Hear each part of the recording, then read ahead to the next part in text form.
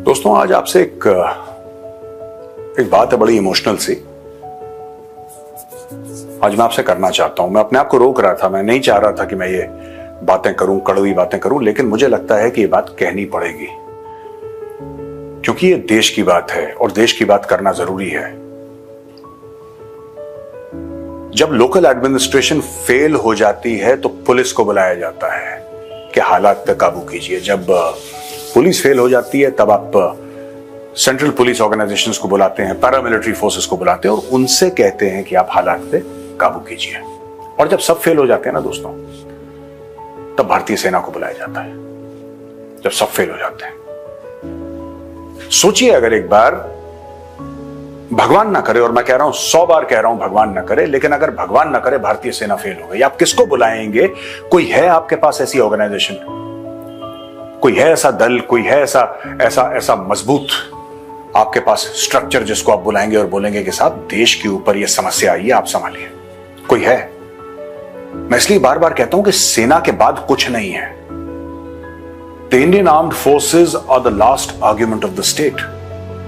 इसके बाद कुछ है नहीं हमारे पास। इसीलिए बड़ा दुख होता है जब कोई नेता उठ के यह बोलता है कि कर्नल सोफिया कुरैशी को इसीलिए भेजा क्योंकि वो आतंकवादियों के ही मजहब से थी।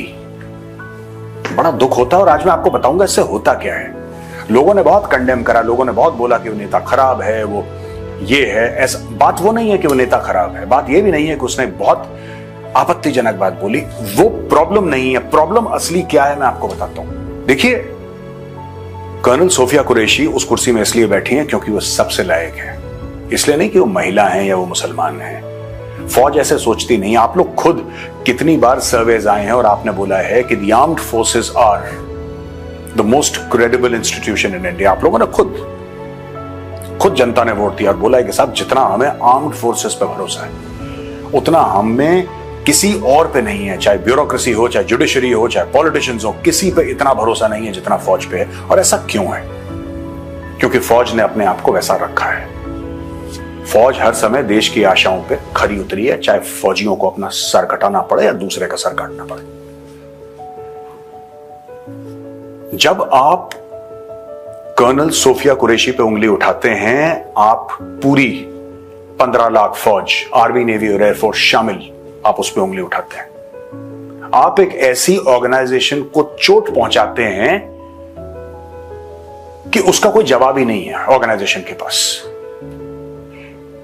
जो ऑर्गेनाइजेशन का कोर है, आप कोर पे हिट करते हैं। जब आप विंग कमांडर व्योमिका सिंह की जाति की बात करते हैं, जब आप डायरेक्टर जनरल एयर ऑपरेशंस की जाति की बात करते हैं, you stab at the very core, the very heart of the Indian armed forces. और सेना के पास इसका कोई जवाब नहीं है। सेना के पास कोई जवाब है ही नहीं। ये वही सेना है जिसने चीनी फौज के दांत खट्टे कर दिए थे। ये वही सेना है जिसने 13 दिन के अंदर बांग्लादेश बना दिया। वही सेना है जिसमें 122 सिपाहियों ने 3000 चीनी सैनिकों के दांत खट्टे कर दिए थे।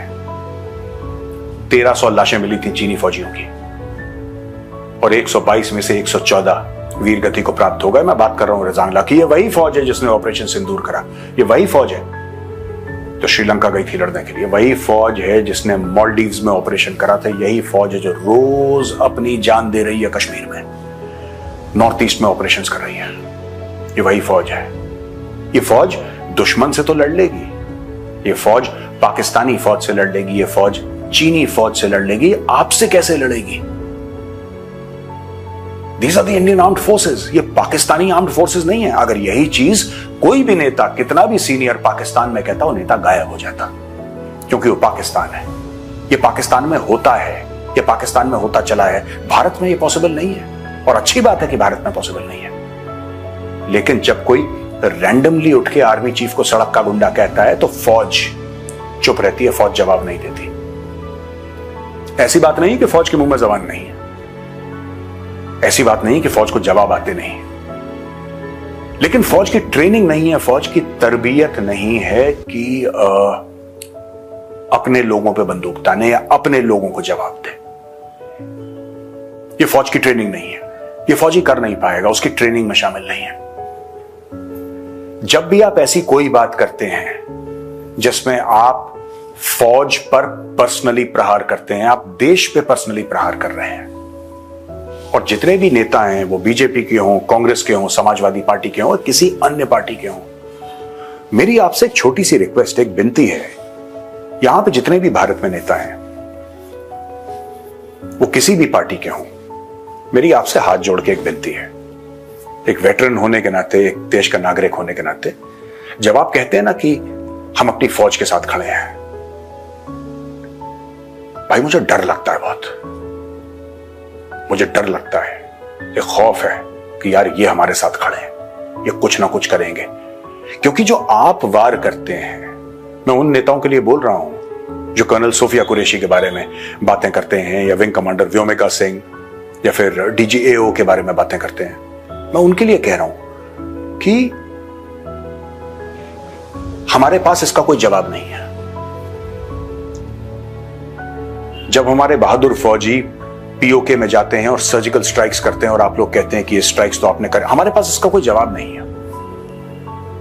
जब आप कहते हैं कि बालाकोट का सबूत दो, हमारे पास इसका कोई जवाब नहीं है, इसलिए हम लोग चुप हो जाते हैं। मैं आप सबसे रिक्वेस्ट करूंगा, मैं सिर्फ विनती कर सकता हूं आपसे, एक नागरिक होना, आप तो बहुत बड़े लोग हैं, आप मंत्री हैं, आप एमएलएज हैं, एमपीज हैं, हम तो आपके घर में जाएंगे, हम बाहर खड़ा संतरी हमें घुसने न दे आपके घर में, आप इतने बड़े लोग हैं। तो मैं आपसे सिर्फ ये रिक्वेस्ट करूंगा कि आप अपनी फौज पे प्रहार ना करें, आप हमारा साथ भी न दें, हमें आपका साथ नहीं चाहिए। ये जो नेता हैं जो उल्टी सीधी बातें कर रहे हैं, मैं उनको हाथ जोड़ के रिक्वेस्ट कर रहा हूं, हाथ जोड़ के विनती कर रहा हूं, आप हमारा साथ मत दें, क्योंकि आपके साथ से अब हमें डर लगने लगा है।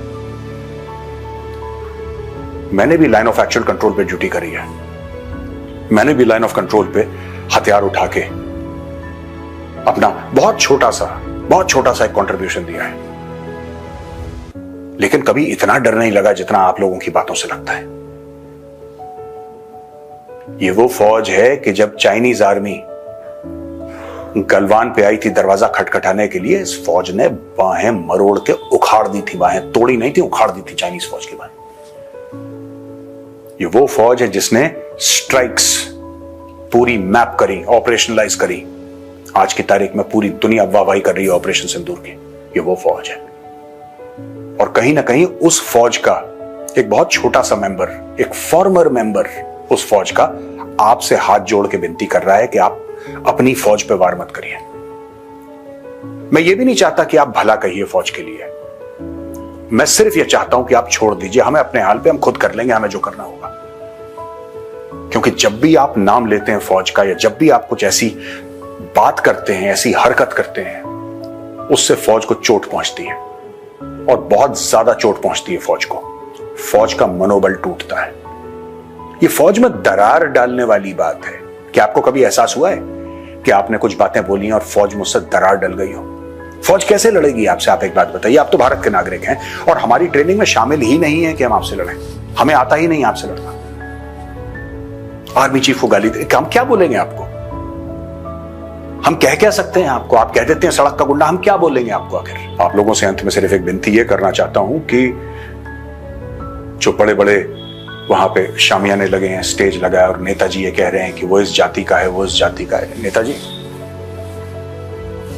आप हमें सपोर्ट मत करिए। हम आपके सपोर्ट से अब डर लगने लगा है। हमने आज बहुत दुख हुआ मुझे, और इनफैक्ट दुख मेरा 2-4 दिन से चल रहा है, जब से ये कर्नल सोफिया कुरैशी की बात हुई थी। She is a soldier and she is sitting there not because she is a Muslim और she is a woman. She is sitting there because she is an officer of the Indian Army, wing commander Vyomika. मैं TV पे बहस चल रही है, नहीं ठीक तो कहा, क्या गलत कहा, उस लिस्ट में नाम, इस हाउ डज इट मैटर? इससे फर्क क्या पड़ता है? आप विंग कमांडर व्योमिका को आप इससे जज करेंगे कि वो किस घर में पैदा हुई, कौन सी जाति में पैदा हुई? आप कर्नल सोफिया कुरैशी को इससे जज करेंगे कि वो कौन से घर में पैदा हुई, कौन सी जाति में? आप क्या डायरेक्टर जनरल एयर ऑपरेशंस को इससे जज करेंगे? कि वो कौन से स्टेट में पैदा हुए और कौन से घर में पैदा हुए, उनकी क्या जाति है।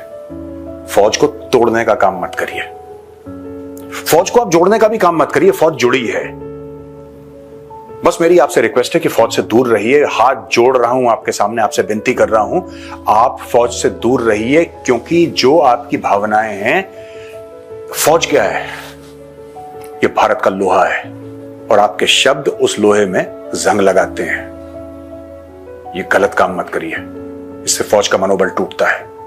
ये रफेल, ये S-400, ये तो हथियार है। These are weapons, these are platforms। ये तो पैसे से खरीदे जाते हैं। मनोबल पैसे से नहीं खरीदा जाता। और जो चीज अमूल्य होती है उसको आप रिप्लेस कैसे करेंगे? एक बार आपने मोराल तोड़ दिया, एक बार आपने मनोबल तोड़ दिया, आप उसको रिप्लेस कैसे करेंगे? आप प्लीज डैमेज मत करिए अपनी फौज को। ध्यान रखिएगा जो मैंने शुरू में बोला था, भगवान ना करे, और 100 बार कह रहा हूं, भगवान ना करे, भगवान ना करे, अगर आर्मी, नेवी, एयरफोर्स फेल हो जाते हैं, इसके बाद कुछ नहीं है इसके पीछे, सिर्फ अंधेरा ही अंधेरा है पूरे देश के लिए। सोचिएगा मेरी बात के बारे में।